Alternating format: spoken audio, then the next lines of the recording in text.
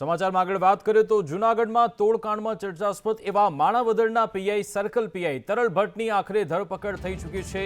અમદાવાદ એટીએસના હાથે સૌથી મોટો જેકપોટ લાગ્યો છે, કારણ કે આખા તોડકાંડના મુખ્ય સૂત્રધાર એવા તરલ ભટ્ટ હવે ઝડપાઈ ચૂક્યા છે। ગઈકાલે જ તેમણે આગોતરા જામીન અરજી પણ કરી હતી, જો કે તે અંગે સુનાવણી નહોતી થઈ। ગઈકાલે એટીએસની ટીમ પણ અમદાવાદનું જે નિવાસસ્થાન છે ત્યાં તપાસ કરવા માટે પહોંચી હતી।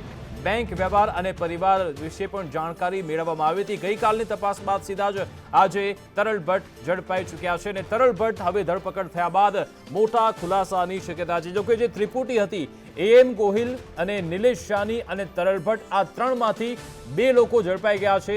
જે એસઓજીના પીઆઈ છે એમ ગોહિલ તે હજુ સુધી ઝડપાયા નથી, તે હવે ઝડપાઈ જશે, કારણ કે તરલ ભટ્ટ અને જે નિલેશ જાની છે એ છે તે ઝડપાઈ ચૂક્યા છે। તરલ ભટ્ટની ધરપકડ બાદ હવે રિમાન્ડ દરમિયાન મોટા ખુલાસા થાય તેવી શક્યતા છે।